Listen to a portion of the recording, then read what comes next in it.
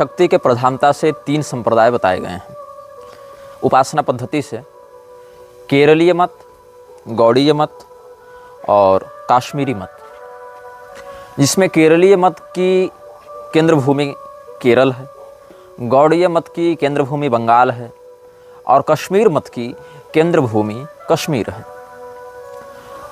केरलीय, बंगीय और काश्मीरी तीनों केंद्र भूमियों में वृक्षों का बहुत अधिक प्रभाव वर्तमान समय में देखने को मिल रहा है। हमारे पास गौड़ीय परंपरा के बंग भूमि से एक साधक का ईमेल प्राप्त हुआ था और उस ईमेल में दिए गए फ़ोन नंबर के माध्यम से हमने संवाद स्थापित किया और उन्होंने कहा कि उनकी गुरु परंपरा में 1975 में म्लेच्छराज के द्वारा भेजी गई एक शक्ति ने आक्रमण किया था और उस समय उनके गुरु ने उस शक्ति का सामना भी किया था। आप इस बात को ध्यान में रखें कि केरल, बंगाल और कश्मीर में म्लेच्छों का जो बाहुल्य है, वहाँ जो हिंसात्मक गतिविधियाँ हैं वो उस समय से अधिक बढ़ी जब 20वीं शताब्दी का अंतिम चरण प्रारंभ हो गया था। और 20वीं शताब्दी के अंतिम चरण में देखते देखते उन हिंदू बहुल क्षेत्रों में भी म्लेच्छों का आधिपत्य विशेष करके हो गया। क्रूरता अपनी बहुत ही निर्मम स्वरूप में प्रस्तुत हुई, जिसकी लोग परिकल्पना नहीं कर सकते थे, जिसको पारिस्थितिक रूप से सत्ताधारी राजनेताओं का भी समर्थन प्राप्त हुआ। अब भारत की जो प्रस्तावना है संविधान में, उसके अंतिम पंक्तियों पर आप यह गौर करेंगे कि लिखा हुआ है, हम अपनी आत्मा अर्पित करते हैं। इस संविधान की भावना को, इस संविधान के जो नियमावली हैं, इस संविधान को अंगीकृत, अधिनियमित और आत्मार्पित करते हैं। भारतीय परिप्रेक्ष्य में समस्त जनता की ओर से यह उद्घोष कर देना कि हम किसी विशेष बात को स्वीकार करते हैं और अपने अंदर स्थापित करते हैं, ये एक बहुत बड़ा उद्घोष है और साथ ही साथ उतना खतरनाक भी है। शिंजो आबे का एक निर्णय उसकी जनता के लिए चाहे जैसा भी रहा हो, किंतु उसके व्यक्तिगत जीवन के अंत का कारण बना। वर्ल्ड इकोनॉमिक फोरम, जो कि एक वैश्विक सत्ता है म्लेच्छराज के अधीनस्थ, वो सत्ता जिस प्रकार का निर्णय ले रही है उसके स्पष्ट विरोध में जाना शिंजो आबे के ऊपर हमला करवाता है।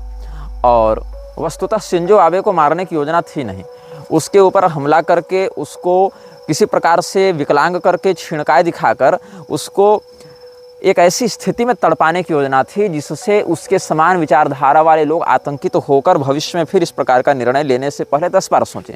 लेकिन कई बार हमले उस प्रकार से एग्जीक्यूट नहीं किए जाते हैं, उनको क्रियान्वित नहीं किया जाता है जिस प्रकार से योजना में बातें होती हैं, और अंततः शिंजो आबे अस्पताल में मृत्यु को प्राप्त हुए।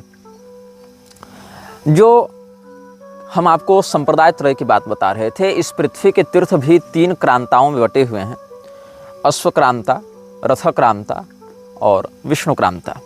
जिस शक्ति संगम तंत्र के अंतर्गत निग्रहागम और उससे संबंधित निग्रह संप्रदाय का संकेत प्राप्त होता है, वह रथक्रांता श्रेणी का ग्रंथ है। और इन तीनों क्रांताओं की केंद्र भूमि केरल, बंगाल और कश्मीर है।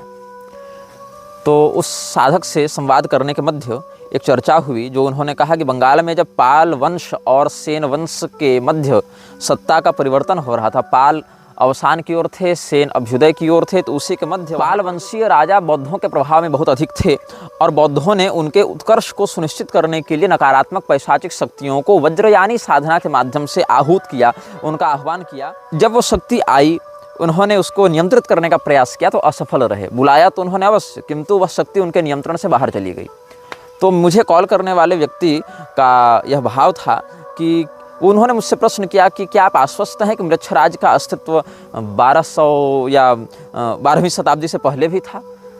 जैसा कि आपको स्मरण होगा, मैंने आपको पहले भी इस अनुभाग के पहले एपिसोड में, जिसको एपिसोड 1 नहीं, एपिसोड इन्फिनिटी हमने नाम दिया था, मतलब पहले से भी पहला एपिसोड जो था, एपिसोड नंबर 1 से जो पहला था, तो उस एपिसोड में हमने यह कहा था कि म्लेच्छराज यद्यपि बहुत पुराना तत्व है, बहुत पुराना पिशाच है, किंतु इसने अपनी शक्तियों को विशेष करके पिछले 800 वर्षों से प्रभावी रखा है। इस रूप में ये 800 वर्षों से अधिक प्रभावी है। उससे पहले वो थोड़ी बहुत हस्तक्षेप करता रहा, थोड़ा बहुत उठापटक करता रहा, और लेकिन उतना व्यापक वो प्रभाव नहीं दिखा पाया, क्योंकि उसको मानवीय सभ्यता के चेतना को अपने नियंत्रण में लेने में समय लग रहा था। चूँकि भाई जिस प्रकार की तकनीक रहेगी, जिस प्रकार का विकास होगा, उसी प्रकार से तो आगे नरसंहार या आगे योजनाएं बढ़ेंगी।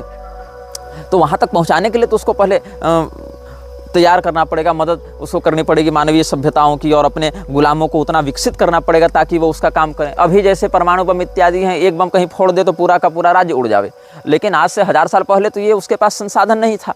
तो वहाँ पर जो अभियान चल रहे थे, उस अभियान को एग्जीक्यूट करने वाले लोग, क्रियान्वयन करने वाले लोग जिस प्रकार के संसाधन से युक्त थे, उस प्रकार का संसाधन तैयार करने के लिए उसको समय लगा। इसीलिए अपना स्थान बदल बदल कर, केंद्रों को बदल बदल कर अपनी शक्तियों को वह बढ़ाता रहा। तो मृच्छराज अपनी ज्योति को अलग अलग लोगों के अंदर प्रभावी रूप से स्थापित कर सके, इसमें समय लगा। बहुत से लोग यह कह रहे थे कि सनातन धर्म की योग संहिताओं में और हठयोग प्रतिपिका इत्यादि में भी, या शिव पुराण आदि में भी हृदयस्थ या ललाटस्थ ज्योति का ध्यान करने का अनुशासन है। तो देखो भाई, ज्योति और उसका ध्यान बंदूक है। सनातनी परंपरा का साधक आरक्षी है, म्लेच्छराज और उसके दलाल आतंकवादी हैं। यहाँ चर्चा का विषय बंदूक नहीं है, चर्चा का विषय यह है कि बंदूक किसके हाथ में है। हमने आपको गीता के 16वें अध्याय से क्या बताया? हमारे दर्शकों की मानसिक स्थिति इतने निम्न स्तर पर है कि उनको एक एक विषय खोल खोल कर समझाना पड़ता है, छोटे बच्चे के समान। यक्षे दास्यामि मोदिश्य इत ज्ञान विमोहिता। आसुरी संपदा के लोग भी तो यह कहते हैं कि हम यज्ञ करेंगे, दान करेंगे, सुखपूर्वक जीवन बिताएंगे। निकुंभिला देवी का यज्ञ मेघनाद नहीं कर रहा था, तो राम जी ने वानरों को भेजकर उसके यज्ञ का विध्वंस क्यों करवाया? और वही श्री रामचंद्र जी पहले विश्वामित्र जी के यज्ञ की रक्षा कर चुके थे। तो यज्ञ महत्वपूर्ण नहीं है, देवता की आराधना महत्वपूर्ण नहीं है, महत्वपूर्ण है कि कौन सा व्यक्ति किस विधान से वो कार्य कर रहा है। विश्वामित्र जी लोक कल्याण के लिए वह यज्ञ करके देवताओं का आयोजन कर रहे हैं, कि मेघनाद विश्व के विनाश के लिए, अधर्म के प्रोत्साहन के लिए उस यज्ञ को देवताओं के साथ जोड़ रहा है। तो अगर अधर्म को प्रोत्साहित करने के लिए यज्ञ किया जाएगा तो श्री रामचंद्र जी वानर सेना को भेजकर यज्ञ विध्वंस करते हैं, और लोक कल्याण वाले विश्वामित्र जी के यज्ञ की स्वयं जाकर रक्षा करते हैं। तो उद्देश्य देखना पड़ता है। तो यहाँ पर महत्व बंदूक का नहीं, महत्व शस्त्र का नहीं, शस्त्र को धारण करने वाले व्यक्तित्व का है। और यही कारण है कि सारे मंत्र, विधान, यज्ञ, तंत्र, यंत्र इत्यादि भी अनुचित उद्देश्य वाले व्यक्ति के प्रभाव में जाकर लोगों का विनाश करने लगते हैं, लोक संहार करने लगते हैं, और फिर उससे धर्म और सिद्धांत की हानि होती है, शिष्ट जन पराभव को प्राप्त होने लगते हैं। तो म्लेच्छराज की रणनीतियों पर हम आपको विमर्श प्रस्तुत कर रहे थे। एक वास्तविक घटना और वास्तविक संकट की ओर हम आपका ध्यान आकृष्ट करना चाहते हैं। मिस्र का कायरो शहर, मिस्र की राजधानी कायरो, जिसको प्रचलित भाषा में काहिरा भी कहा जाता है, वहाँ पर एक घटना घटित हुई थी। किस दिन घटना घटित हुई? 8, 9 और 10 अप्रैल को। साल था 1904। इस दिन जो घटना घटित हुई उसके विषय में बहुत कम लोग जानते हैं, और सौभाग्य से हमारे एक दर्शक को भी इस विषय में संज्ञान प्राप्त था। यद्यपि इस विषय में जिन भवितव्य बातों पर हम विमर्श प्रस्तुत करने वाले हैं, जिन विषयों पर हम चिंतन करने वाले हैं, उनमें से बहुत सी बातों का संकेत हमारे प्रबुद्ध दर्शक पहले ही पकड़ ले रहे हैं। इनमें जो प्रबुद्धता है उसी के कारण हमें यह प्रोत्साहन प्राप्त होता है कि हम और परिश्रम करके इस श्रृंखला को समृद्ध और ज्ञानोपयोगी बनाएं। क्या हुआ था मिस्र के कायरो में, उसका प्रभाव कैसे समाज पर पड़ा, और उस एक घटना के परिणाम स्वरूप क्या क्या दुष्परिणाम घटित हुए, ये हम आपको इस श्रृंखला में अनुभाग 10 के अंतर्गत अभिव्यक्त करने जा रहे हैं। एलिस्टर क्रॉली ये एक व्यक्ति है।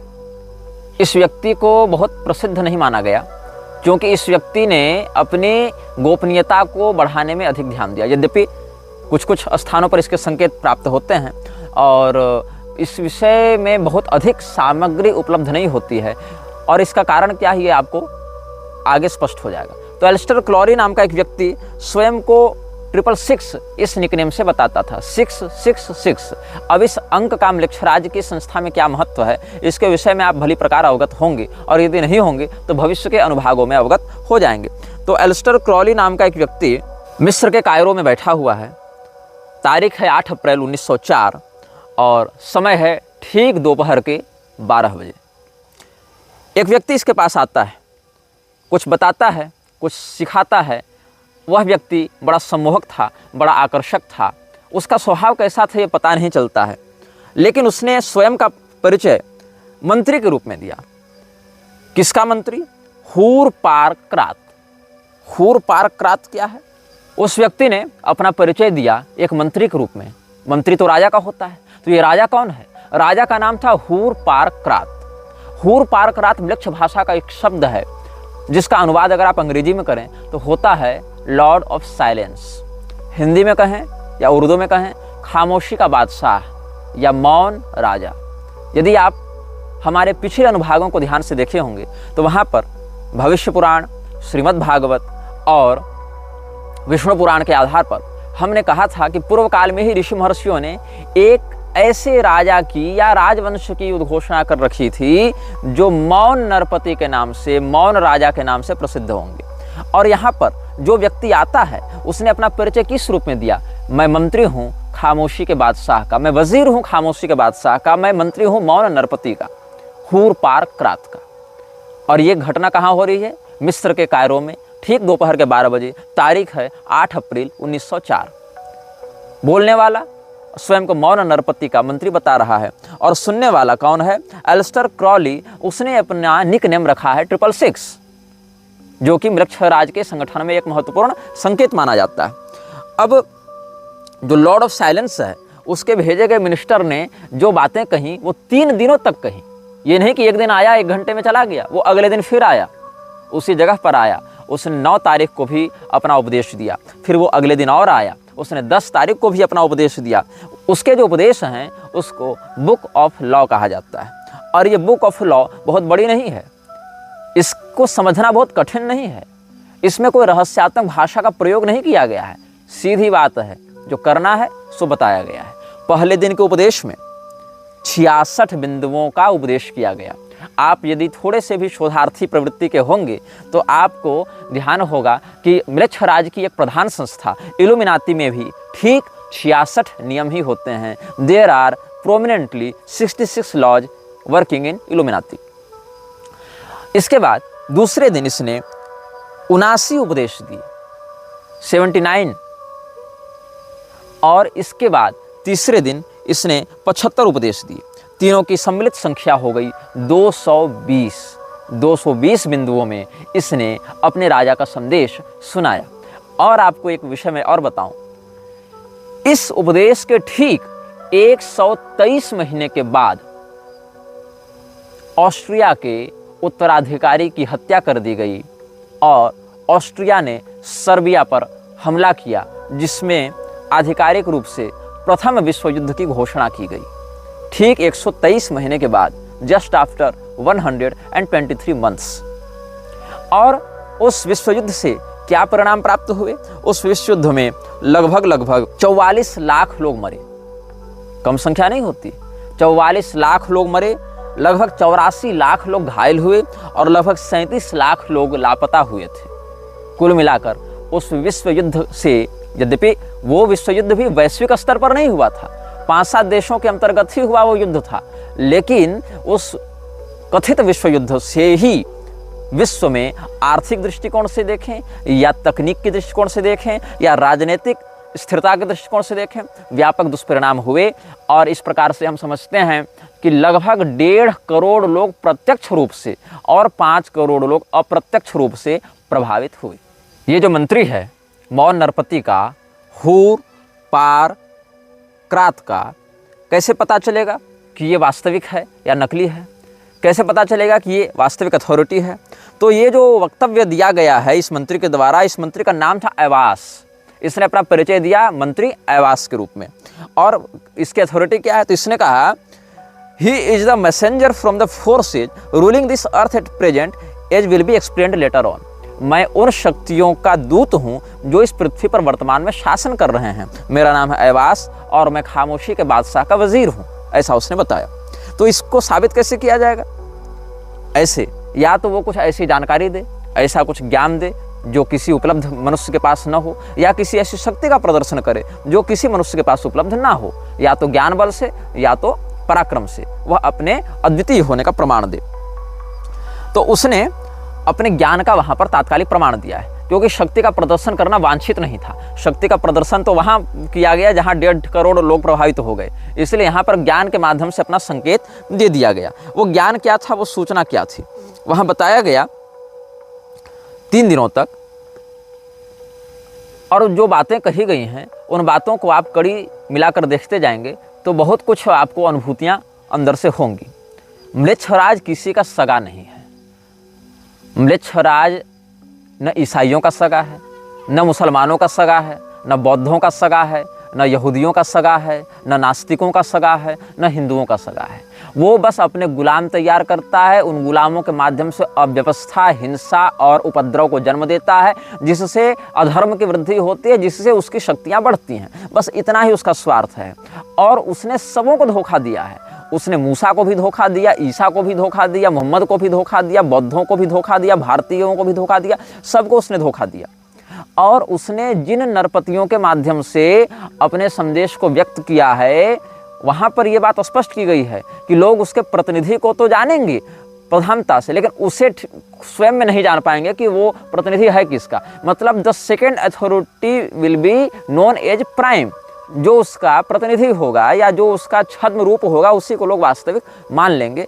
तो म्लेच्छराज के ऐसे रूप भी जो हम आपको वर्णित करते हैं, जो अन्य लोग अनुभव करते हैं, उनमें एक बहुत बड़ी संभावना यह रहती है कि वो भी एक सूडो चेहरा बनाकर चल रहा हो अपने वास्तविक रूप को छिपाने के लिए, ताकि हम वहाँ तक पहुँच न सकें। लेकिन जिस प्रकार का वह स्वयं को प्रदर्शित करता है, कम से कम उतना भी हम जान जाएं प्रारंभ में, तो हमारे लिए कम से कम शत्रु को पहचानना और उससे लड़ने के लिए तैयार होना अपेक्षाकृत अधिक सरल हो जाएगा। इसने अपने परिचय को देने के लिए मिस्री सभ्यता के कुछ शब्दों का प्रयोग किया है, जैसे कि रा, जैसे कि होरस, जैसे कि ओसाइरिस। इन नामों का इसने प्रयोग किया है।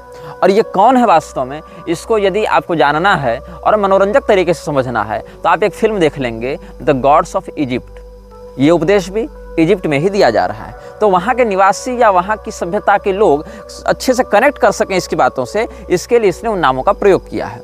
तो इसने बताया कि आजकल के जो राजनेता हैं, आजकल के जो पॉलिटिशियंस हैं, जो कम्युनिस्ट्स हैं या जो फांसीवादी हैं या और भी प्रकार के जो डेमोक्रेट होल्डर्स हैं, वो क्या है, अबॉर्टिव births of child.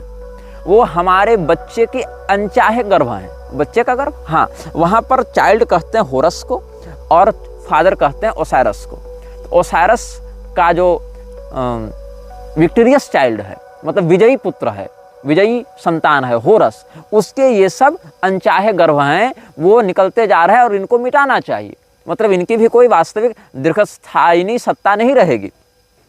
These are abortive births of child.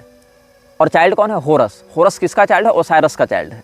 और इन शब्दों को आप ठीक से समझ सकें, इसके लिए आप गॉड्स ऑफ इजिप्ट देख सकते हैं, यदि आप थोड़े सरलता से जल्दी समझना चाहते हैं। और अगर आप गहरा अध्ययन करना चाहते हैं तो मिस्री सभ्यता में जिस प्रकार के देवताओं की आराधना होती थी, उसको समझने के लिए आप मेरी एक पुस्तक पढ़ सकते हैं, a brief history of immortals of non Hindu civilisations. ये मेरी पुस्तक बहुत पहले प्रकाशित हुई थी और आप इसमें सामान्य परिचय इनका प्राप्त कर सकते हैं। ये कोई धार्मिक पुस्तक नहीं है, लेकिन इन बातों को समझने के लिए एक शोध ग्रंथ के रूप में इसका प्रयोग आप कर सकते हैं। ये निःशुल्क उपलब्ध भी है, ऑनलाइन इसकी PDF उपलब्ध है, brief history of immortals of non Hindu civilisations. एक बात इसमें कही गई है, जहाँ पर इसने अपना घर बताया है, मिस्री भाषा के अंतर्गत इन बातों का आप समझेंगे। आवश्यक नहीं कि संस्कृत में भी ऐसे ही प्राप्त हों। जैसे हमने हूर पारक्रात बताया, हूर पारक्रात का अनुवाद संस्कृत में होता है मौन नरपति, अंग्रेजी में होता है साइलेंट लॉर्ड या लॉर्ड ऑफ साइलेंस, ऐसे कह सकते हैं। लेकिन यहाँ हूर पारक्रात के मंत्री के रूप में अपना परिचय दिया गया। वैसे इसने अपने घर का परिचय दिया है खाब। खाब कहा है। खाब शब्द जो है वो मिलता जुलता है कहीं न कहीं काबा से, KABA या KHABA और KHABS। इसमें वर्ण की दृष्टि से, अक्षरामनाय की दृष्टि से कुछ साम्यता प्राप्त हो सकती है। तो इसने क्या कहा, पहले दिन के उपदेश के 8वें बिंदु में इसने कहा है, the khaps is in the खू, नॉट द खू इन द खाप्स। अब बताओ ये क्या अर्थ होगा। खू कहते हैं अनुयायी को, खाब कहते हैं निवास को। तो हमारा जो मुख्यालय है वो वस्तुतः हमारे अनुयायियों के अंदर है। हमारे अनुयायी हमारे मुख्यालय में नहीं रहते, हमारा मुख्यालय ही हमारे अनुयायियों के अंदर रहता है। ईश्वर सर्वभूतानां हृदयेषु अर्जुन तिष्ठति, भ्रामयन् सर्वभूतानि यंत्रारूढ़ानि माया। तो इसी प्रकार से पिशाच भी प्रयास करते हैं कि हम दहराकाश में प्रवेश कर जावें।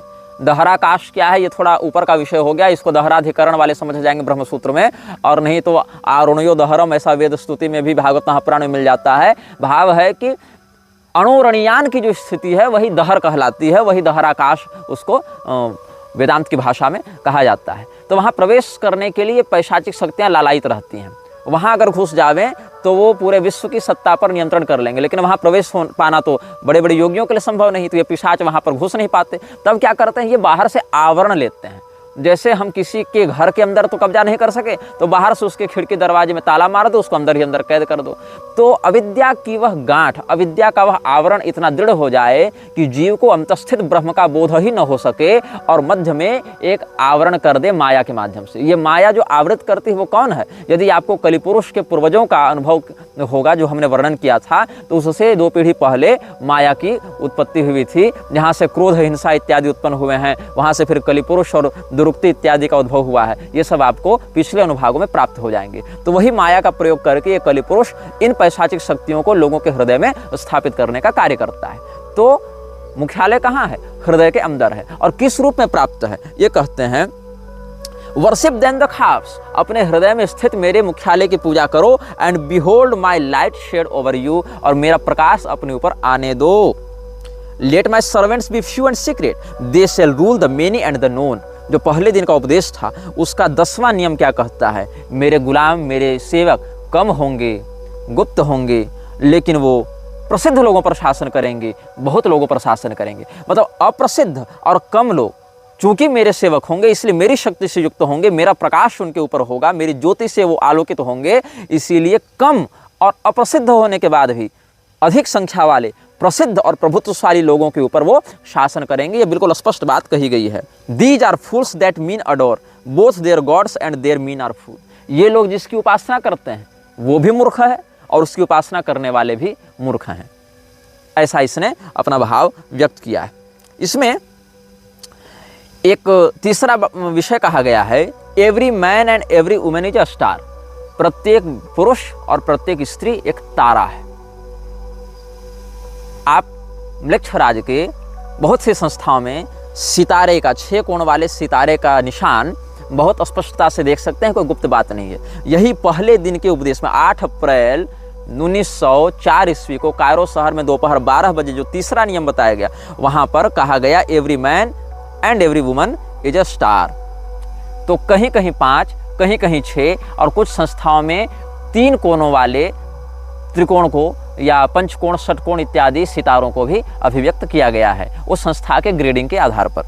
अब सुनो, इसके आगे जो संकेत है वो बहुत स्पष्ट है। 56वां नियम यह कहता है, ध्यान से सुनना, expect him not from the east nor from the west, for from no expected house comes that child. Om, all words are sacred and all prophets true, save only that they understand a little, solve the first half of the equation, leave the second unattacked, but thou hast all in the clear light and some though not all in the dark। हमारे राजा के आगमन की जो प्रतीक्षा है वो पूर्व से मत करो, पश्चिम से भी मत करो। मतलब पूर्णतया जो पूर्वी देश हैं वहाँ से भी वह नहीं आएगा, और पूर्णतया जो पश्चिमी देश हैं वहाँ से भी वह नहीं आएगा, वो मध्य से आएगा। और मध्य में कहाँ से आएगा इसका संकेत हम आपको इन्फिनिटी एपिसोड में कर चुके हैं। हम आपको पहले ही बता चुके हैं कि किस प्रकार के सभ्यताओं के क्षेत्र से वह आएगा, और आपको नक्शों से भी हम इस बात को समझा चुके हैं, और उस बात का स्पष्ट संकेत यहाँ पर प्राप्त होता है। Expect him not from the east nor from the west, और उसमें भी किसी एक घर से वो आएगा ऐसी बात नहीं है। For from not no expected house comes that child. हर शब्द पवित्र है और हर पैगंबर सच्चा है। ओम, ऐसा उसने कहा, AUM ऐसा लिखने के बाद कहा है। All words are sacred and all prophets true. लेकिन इस बात को ध्यान में रखना कि ये जितने भी लोग हैं वो आधी बात ही बताते हैं, पूरी बात नहीं बताते हैं। इन सब में कॉमन क्या है? ये सब मेरी ज्योति से आलोकित है। चाहे ईसा आवा, चाहे मूसा आवा, चाहे पैगंबर आवा, चाहे कोई आवा, ये सब मेरी ज्योति से आलोकित हैं, किंतु आधी बात ही जानते हैं, आधी बात ही बता सकते हैं। ये पूर्वार्ध तो बताते हैं, लेकिन उसका उत्तरार्ध जो है, जो उसका दूसरा पहलू है, उसको ये छूते भी नहीं। ये इसने स्पष्ट किया है। Come all you and learn the secret that hath not yet been revealed. मेरे पास आओ और उस रहस्य को जानो जो आज तक प्रकाशित नहीं किया गया। I Hadit am the complement of Nu my bride, I am not extended and Khabs is the name of my house. ये सब उसने परिचय दिया अपना। और यह कहा yet she shall be known and I never. उसके विषय में लोग जानेंगे, मेरी शक्ति के विषय में लोग जानेंगे, जिसको नू कहा गया है, यहाँ पर मिस्री भाषा में नू कहा गया है। मेरी शक्ति के विषय में लोग जानेंगे लेकिन मुझे नहीं जानेंगे। एक संकेत और भी समझ सकते हैं कि म्लेच्छराज के प्रभाव को लोग समझ पाते हैं कि हाँ कुछ तो है गड़बड़, कुछ तो ऐसा है जो खटक रहा है मन में, लेकिन वो कहाँ से आ रहा है वो नहीं समझ पाते। तो ये she shall be known and I never. और देखो, आई am the flame that Burns in every heart of man and in the core of every star. I am life and the giver of life, yet therefore is the knowledge of me the knowledge of death. मैं ही जिंदगी हूँ, मैं ही जिंदगी देने वाला हूँ, इसीलिए मेरे विषय में जो जानता है वही मौत के विषय में जानता है। मैं ही वह ज्वाला हूँ जो प्रत्येक मनुष्य के हृदय में जल रही है, मैं ही वह ज्वाला हूँ जो हर एक सितारे के अंदर जल रही है। 15वां बिंदु यह कहता है कि मैं परफेक्ट हूँ, मुझ में कोई दोष नहीं या मुझ में कोई कमी नहीं। For I am perfect being not and my number is 9 by the fools, but with the just I am 8 and 1 in 8, which is vital, for I am none indeed. The empress and the king are not for me, for there is a further secret. एक रहस्य की यहाँ चर्चा और करता है जिसको समझना बड़ा कठिन है। उसका ये कहना है कि जो लोग मेरे विषय में जानना चाहते हैं या बताते हैं वो अक्सर मेरा संकेत 9 की संख्या से करते हैं, लेकिन मैं 9 की संख्या में नहीं हूँ। मेरा वास्तविक स्थान 8 में से 1 का है। अब ये 9 और क्या है और 8 में से 1 क्या है, ये व्यापक चिंतन का विषय है, क्योंकि यहाँ पर भी इसको there is a further secret ऐसा कहा गया है। 18वां बिंदु यह कहता है these are dead, these fellows they feel not. जो समाज के लोग हैं वो मर चुके हैं, मुर्दा हैं। ये सब जो गुलाम है वो मेरा अनुभव नहीं कर सकते। We are not for the poor and sad, the lords of the earth are our kinsfolk. जो इस पृथ्वी पर शासन करते हुए दिखते हैं, जैसे कि बड़े बड़े प्रधानमंत्री, राष्ट्रपति, जनरल और डिक्टेटर्स, ये सब कौन हैं? ये सब हमारे ही सगे संबंधी हैं, हमारे ही भाई बंधु हैं। हम गरीब और उदास लोगों के लिए यहाँ पर नहीं हैं, हम प्रसन्न और धनी, धनाढ्य, प्रभुत्वशाली लोगों के लिए यहाँ पर उपस्थित हैं। ऐसा संदेश वाहक ने अपने स्वामी का संदेश व्यक्त किया है। आगे के बिंदुओं पर आप ध्यान दें। We have nothing with the outcast and the unfit, let them die in their misery. जो लोग जाति से बहिष्कृत हैं, जो लोग कमज़ोर हैं, जाति से बहिष्कृत मतलब आउटकास्ट यहाँ पर भारतीय जाति व्यवस्था के रूप में लागू नहीं होगा। आउटकास्ट, हाफ कास्ट, ये सब शब्दों को समझने के लिए आप पश्चिम के परिप्रेक्ष्य में जो कास्टिज्म है उसको समझेंगे तो आपको यह पता चलेगा कि जो लोग गरीब होते थे, दबे कुचले होते थे, गुलाम होते थे, उनको जाति से निकाला जाता था। भारत में ऐसा नहीं था। भारत में जघन्य कृत्य करने वाले को ब्राह्मण होने के बाद भी समाज से निकाल दिया जाता था, लेकिन वहाँ ऐसा नहीं। वहाँ जो धनाढ़ नहीं है वो आउटकास्ट हो जाता था, आउटलॉ हो जाता था। तो ये क्या कह रहा है कि जो लोग धनाढ़ नहीं और जो गरीब हैं उनको उनकी भूखमरी में मरने दो, क्योंकि उनको कुछ भी महसूस नहीं हो रहा है। ये ताकतवर लोगों का नियम है। This is our law and the joy of the world. यही विश्व की खुशी है कि उन लोगों को तकलीफ में रहने दो, उन लोगों को मरने दो। Think not o king upon that lie that you thou must die. दो का यू हो जाता है फिर यहाँ पर। इसने अपना परिचय दिया। कौन है ये? आई एम अलोन, मैं अकेला हूँ। There is no god where I am. जहाँ मैं रहता हूँ वहाँ ईश्वर नहीं रहता। यहाँ गॉड शब्द जो कि अंग्रेजी में, मिस्री भाषा को फिर अंग्रेजी में ट्रांसलेट किया गया है, इसीलिए इसमें गॉड का प्रयोग किया गया है। तो there is no god where I am, जहाँ मैं हूँ वहाँ ईश्वर नहीं है। अब देखिए, ब्रह्म सत्ता का तो कण कण में वास है। ब्रह्म सत्ता से इतर तो ब्रह्मांड में कुछ है नहीं। जब नाम ही ब्रह्मांड है तो ब्रह्म सत्ता से इतर क्या होगा उसमें? तो कहीं पर अगर यह कहा जाए कि यहाँ ईश्वर का वास नहीं है तो वहाँ तात्पर्य है वहाँ पर पवित्रता का, दिव्य संपदा का, सत्व गुण का अभाव है, ऐसा कहा जाएगा। बाकी ईश्वर का वास तो विष्ठा में भी है, ईश्वर का वास तो मलमूत्र में भी है। तो मलमूत्र को हम पूजा रूम में जाकर रख तो नहीं देते ये कहकर कि यहाँ ईश्वर का वास है। व्यवहार्य दृष्टि से कहाँ पर ईश्वर है, कहाँ नहीं है, ऐसा समझना चाहिए। जहाँ पर धर्म का, पवित्रता का, सत्वनिष्ठा का वास है वहाँ पर यह समझना चाहिए कि जहाँ पर मैं हूँ वहाँ पर ये सब नहीं रहते हैं। मैं अकेला हूँ। और मैं कौन हूँ? I am the snake that gives knowledge and delight and bright glory and stir the hearts of man with drunkenness. मैं नशे से लोगों के दिल को भर देता हूँ। मैं वह सांप हूँ जो तुमको ज्ञान देता है। और इसका आप एक समन्वय आदम और हव्वा के प्रकरण से कर सकते हैं, जहाँ ज्ञान का फल खाने के लिए शैतान ने सांप को उदाहरण करके उनको उकसाया था। तो यहाँ पर ये बात कहीं ना कहीं मिल रही है। इस घटना का यहाँ से सामंजस्य देखने को मिल रहा है।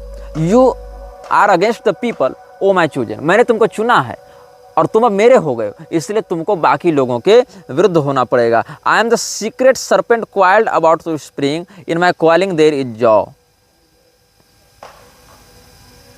There is great danger in me, for who do not understand these runes shall make a great miss. मैं स्वयं में एक बहुत बड़ा खतरा हूं। I am not in danger, I am the danger, यही कहना चाह रहा है। There is great danger in me, for who do not understand this runes shall make a great miss. जो मेरे संकेत को नहीं समझ रहे वो बहुत बड़े छलावे में हैं। Now curse upon because and his kin may because he accursed forever, if will stops and cries why invoking, because that will stops and does not, if power asks why then is power weakness। ये कहता है कि सत्ता कौन है जो कभी प्रतिप्रश्न न करे। अगर कोई पूछ रहा है कि क्यों, तो इसका अर्थ है वो सत्ताधारी नहीं है। सत्ताधारी प्रश्न नहीं करता कि क्यों, वो यह नहीं पूछता कि क्यों। जो लोग सुलेमानी परंपरा के तांत्रिकों को जानते होंगे या इस्लामी पीरवाणी तंत्र के मंत्रों को जानते होंगे या उस प्रकार के काले जिन्नात हमजात इत्यादि की सिद्धि के विषय में रुचि रखते होंगे, वो जानते होंगे वहाँ सुलेमान की दुहाई दी जाती है नकारात्मक शक्तियों से लड़ने के लिए, अपनी सुरक्षा करने के लिए, या उनको बुलाने के लिए भी कई बार जिन्नात इत्यादि की शक्तियों के लिए इस्लामी तांत्रिक जो हैं वो इस प्रकार का कार्य किया करते हैं। और इसका बहुत बड़ा प्रयोग लव जिहाद इत्यादि में भी किया जाता है या लोगों की संपदा का हनन करने के लिए भी किया जाता है। और इसका बहुत प्रत्यक्ष और व्यापक प्रभाव समाज में देखने को मिलता है। मेरे कई परिचित इस प्रकार से पीड़ित भी रहे और बाद में मुक्त भी हुए। तो वहाँ पर सुलेमान की जो मुहर है उस मुहर में 6 कोणों वाला सितारा होता है। और सुलेमान और उसकी जो शैतानी परंपरा है जो कि म्लेच्छराज के अभियान को आगे बढ़ाने में बहुत सहयोगी सिद्ध होती है, उसको हम रणनीतिक चलचित्रों के बाद स्पष्ट करेंगे। तो इसने फिर आगे नियम में कहा है कि तुम हमारे जो लोग हो, जगो, उठो, O my people, rise up and awake, let the rituals be rightly performed with joy and beauty, there are rituals of the elements and feasts of the time. बहुत प्रकार के रिचुअल करने के लिए आमंत्रित करता है। 3 दिनों का रिचुअल करते हैं ये लोग, चूंकि 3 दिनों तक भी उपदेश दिया गया था ना। अ feast for the 3 days of the writing of the book of the law, ये सब कहा गया। अ feast for the supreme ritual and a feast for the equinox of the gods, a feast for fire, a feast for water, a feast for life and a greater feast for death. आग के लिए एक दावत दो, पानी के लिए एक दावत दो, जिंदगी के लिए एक दावत दो, लेकिन इससे बड़ी दावत होनी चाहिए मौत के लिए।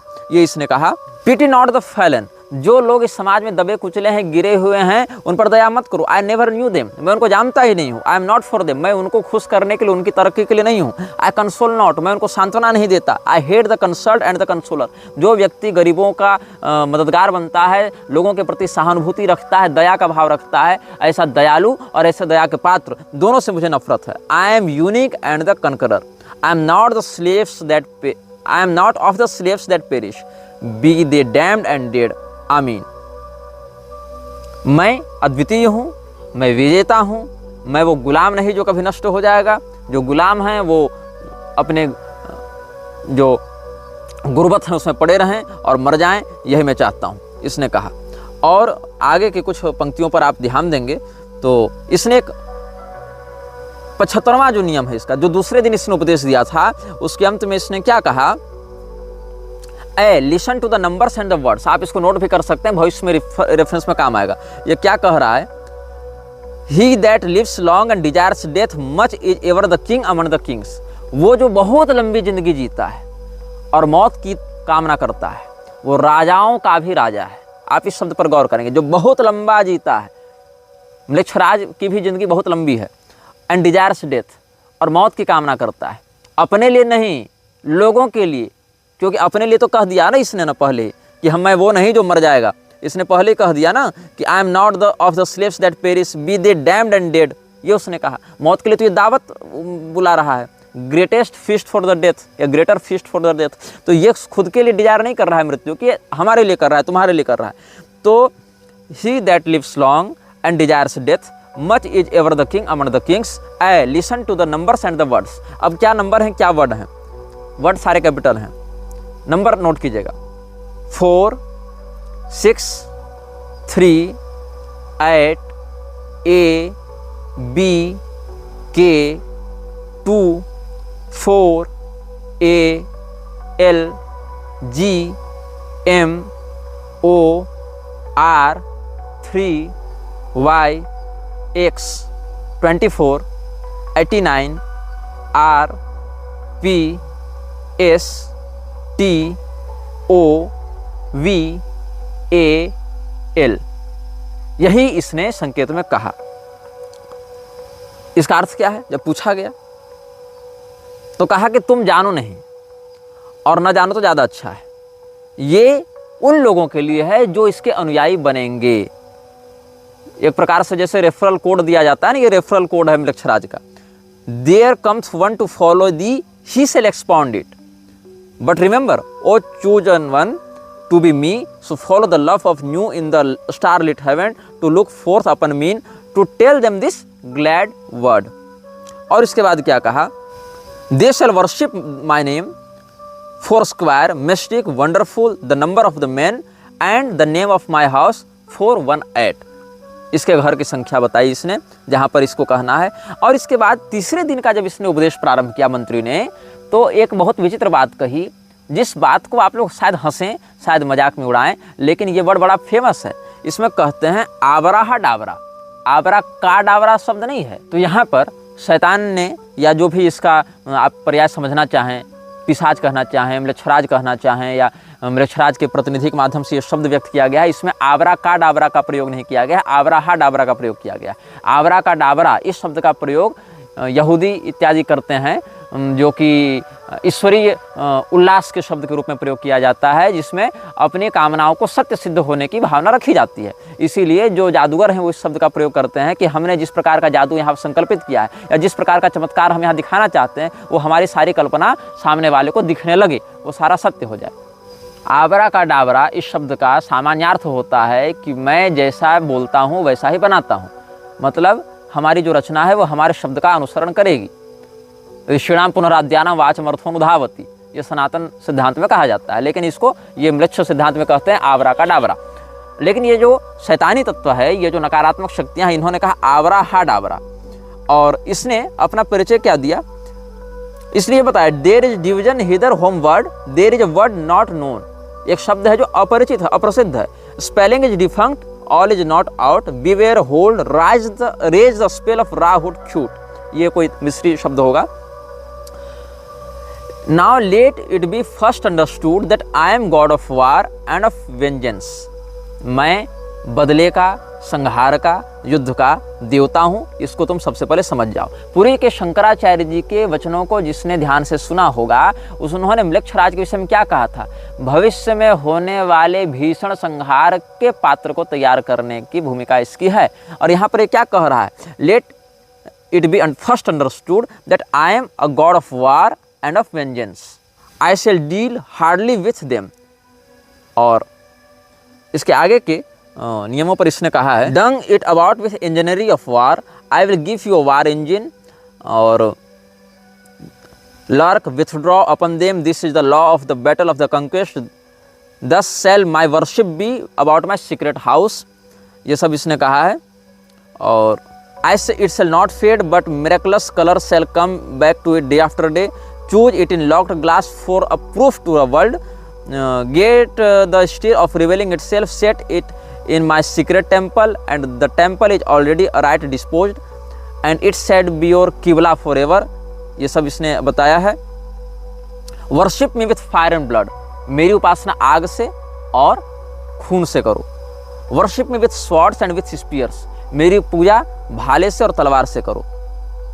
Let the woman be girt with a sword before me. Let blood flow to my name. Trample down the heathen, be upon them, O warrior. I will give you of their flesh to eat. मैं तुमको उनकी चमड़ियाँ दूंगा ताकि तुम खा सको उन्हें। और sacrifice cattle, little and big after a child. एक बच्चे की बलि देने के बाद एक पशु की बलि देना, ऐसा इसने अपनी पूजा की पद्धति में ऐसा कहा है। Sacrifice cattle little and big after a child, but not now, लेकिन अभी मत देना। You shall see that hour O blessed beast and you the scarlet concubine of his desire, आगे फिर इसने इसी प्रकार से कुछ कुछ बातें कही हैं। और किसी से डरना मत, क्योंकि तुम मेरे अनुयायी होगे तो तुम्हें किसी से भय करने की आवश्यकता नहीं, न किसी मनुष्य से डरना, न किसी प्रारब्ध से डरना, न किसी देवता से डरना, न किसी पैसे से डरना, न लोगों की उपहास से डरना। मैं तुम्हारी ताकत हूँ, मैं तुम्हारी भुजाओं की शक्ति हूँ। Fear not at all, fear neither men nor fates nor gods nor anything, money fear not nor laughter of the folly nor any other power in heaven or upon the earth and under the earth। ऊपर की जो स्वर्ग की जो सत्ताएं हैं या पृथ्वी की जो सत्ताएं हैं या उससे नीचे पाताल की जो सत्ताएं हैं, किसी से मत डरना। nor any power in the heaven or upon the earth or under the earth, no is your refuge as hadith your light and I am the strength force vigor of your arms, mercy let be off, damn them who pity kill and torture, spare not be upon them। उनको मारो, उनको तड़पाओ, दया को अपने दिल से निकाल कर फेंको।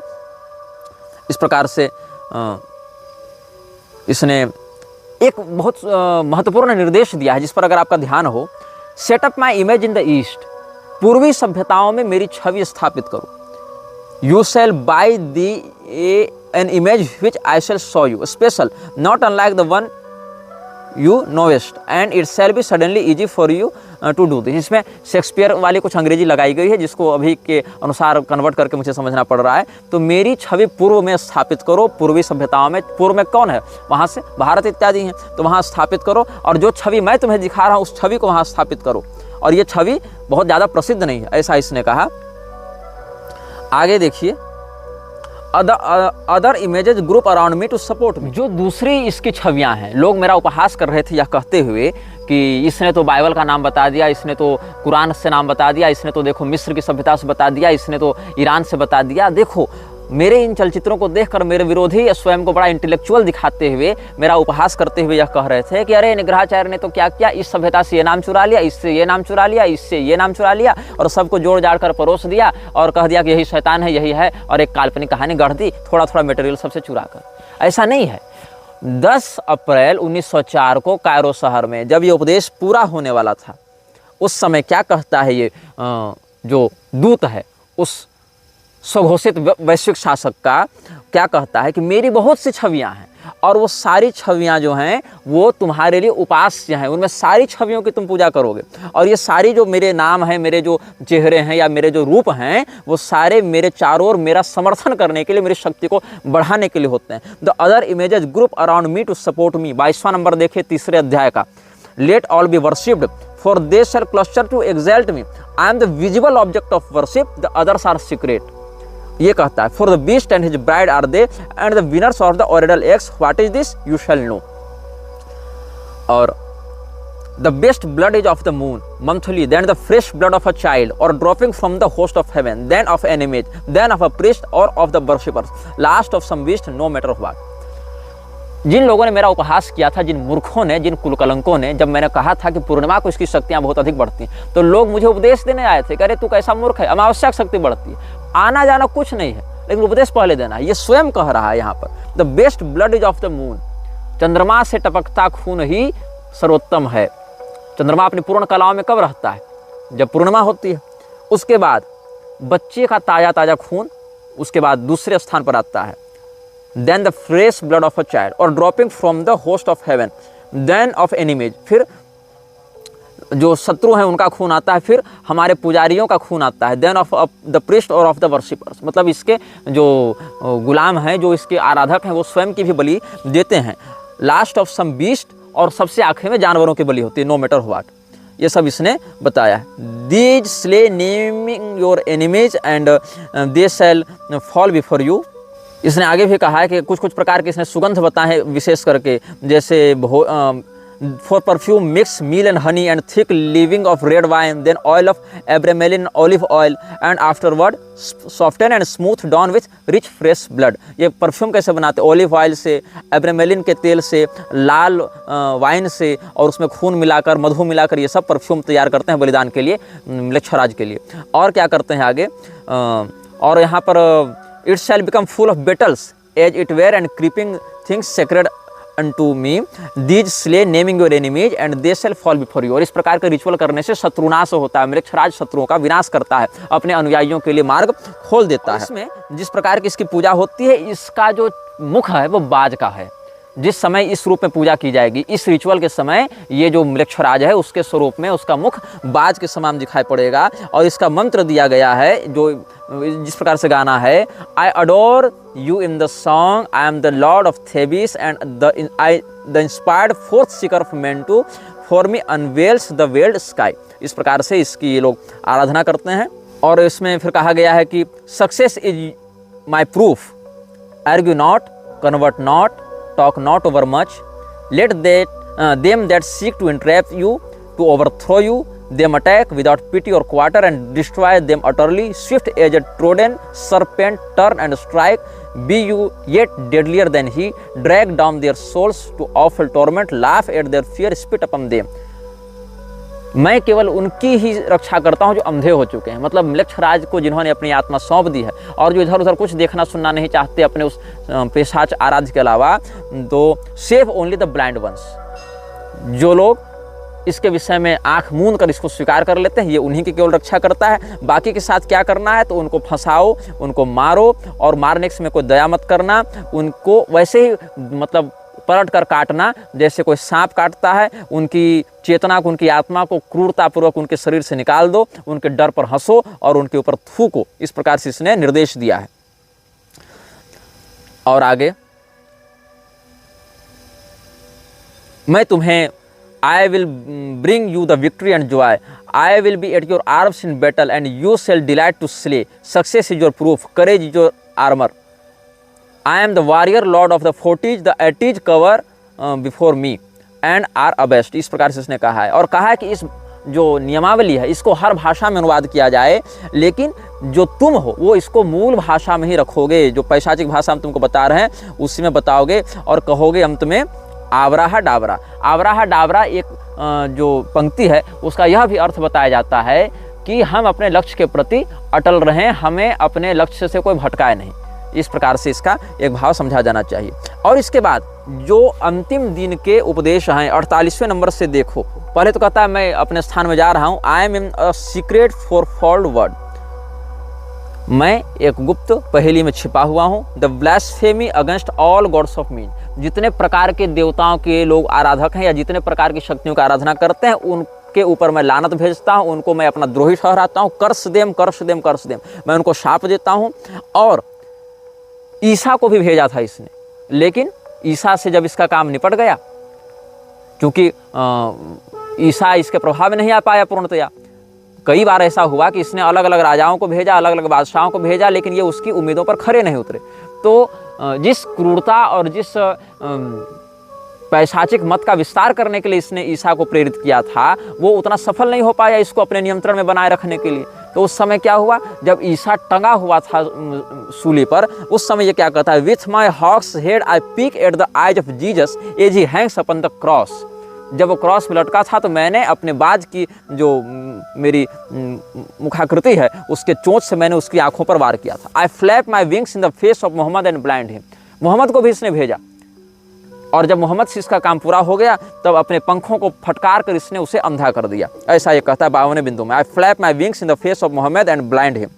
और उसके बाद जो भारतीय लोग हैं, जो बौद्धिस्ट लोग हैं, जो मंगोल हैं, उन सबों की चमड़ियों को मैं अपने पंजों से खींच कर निकाल लेता हूँ। With my claws I tear out the flesh of the Indian and the Buddhist Mongol and Din. मतलब ये सगा किसी का नहीं है, ये केवल उपद्रव, अव्यवस्था और आतंक को बढ़ाने के लिए किसी एक को भेजता है, किसी को मरवाता है, फिर उसको मारता है, जिसको भेजा उसको भी मारता है, उसको कुछ समय के लिए शोहरत, दौलत और प्रसिद्धि दे देता है, फिर उसको भी ये नष्ट कर देता है। तो सबको इसने, जीसस को, मोहम्मद को, भारतीयों को, मंगोलों को, बौद्धों को, सबको इसने मूर्ख बनाया, सबको इसने अपना गुलाम बनाया, अपना दूत बनाया, जिसमें जैसी योग्यता थी उसको वैसा दिया और अंत में उसका फिर विनाश करने के लिए तैयार हो गया। इसीलिए कहता है, but the keen and the proud, the royal and the lofty, we are brothers, as brothers fight we, there is no law beyond, do what you will.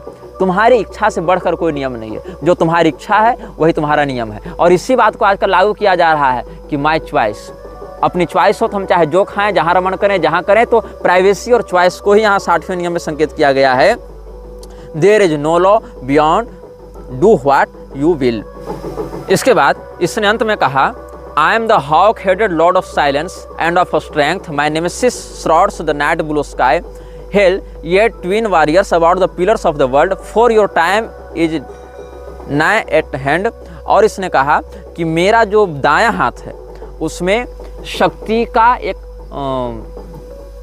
दंड है, मतलब एक डबल वैंड ऑफ पावर, शक्ति का एक wand है, जैसे magical wand होता है ना, शक्ति का शक्ति दंड है, तो डबल वैंड ऑफ पावर है। और जो बायां हाथ है मेरा वो खाली है, but my left hand is empty, for I have crushed an universe and no remains, क्योंकि मैं इस पूरे विश्व को दबाकर नष्ट कर देना चाहता हूँ, और उसी के लिए मेरा यह कार्य है। The ending of the words is the word Abrahadabra, और उसके अंत में लिखता है ओम हा। ओम हा, ओंकार के आगे विसर्ग इसने लगाया है। तो इस प्रकार से समझना चाहिए कि जो बातें हम बता रहे हैं और जिस प्रकार के वैश्विक सत्ताओं में इसका प्रभाव देखने को मिल रहा है, इसको समझना और इस संकेत को अभिव्यक्त करना सामान्य प्रज्ञा का भी विषय नहीं है। और इस प्रकार के जो श्रृंखलाबद्ध हम आपको बताते जा रहे हैं बातें, उसको चाहे हजारों लाखों करोड़ों लोग देख लें, लेकिन जो हम कहना चाह रहे हैं और जिस प्रकार के संकेत हम आपके सामने निर्भयतापूर्वक लाने का उपक्रम कर रहे हैं, उस परिश्रम को मेरे जीते जी भी लोग समझ पाएंगे, ये भी हम आश्वस्त नहीं हो पा रहे, क्योंकि भारतीय अंतश्चेतना इतनी अधिक मंद हो चुकी है और सुसुप्त हो चुकी है कि उसको उस गहराई से, उस अंधकार से निकाल कर इन रहस्यों के सामने लाकर रखना एक बहुत ही गंभीर और बहुत ही महत्वपूर्ण कार्य हो गया है। ऊर्जा को बहुत ज़्यादा संचित करके इस काम में लगना पड़ेगा। और बहुत दुर्भाग्य का विषय है कि जो बड़े बड़े धर्मगुरु कहलाते हैं, उनके शिष्य कहलाते हैं, वो इन विषयों पर उपहास करते हैं और स्वयं तो भटकते ही हैं, अन्य लोगों को भी भटकाते हैं। मतलब एक प्रकार से वो अपने सामने खड़े खतरे को आंख बंद करके निपटाना चाहते हैं कि हमने आंख बंद कर ली तो खतरा हमारे ऊपर से टल गया। 8, 9, 10 तारीख अप्रैल महीने की कायरो शहर में दोपहर 12 से 1 बजे तक 3 दिनों तक ये उपदेश दिया गया था, और इस उपदेश को बुक ऑफ लॉ में लिखा गया है। इस उपदेश को जब 123 महीने बीत गए तो प्रथम विश्व युद्ध प्रारंभ हुआ, जिसमें 44 लाख लोग मरे थे, 84 लाख लोग घायल हुए थे और लगभग 37 लाख लोग लापता हुए थे। यह वीडियो जल्द ही हटा दिया जा सकता है। कृपया थर्ड पार्टी ऐप्स का उपयोग करके डाउनलोड करें। आप इस वीडियो को अपने चैनल पर फिर से अपलोड भी कर सकते हैं।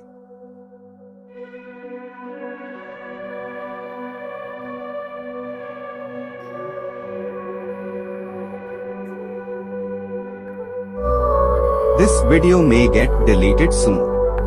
Please download using third-party apps. You may also re-upload this video on your channels. Thank you.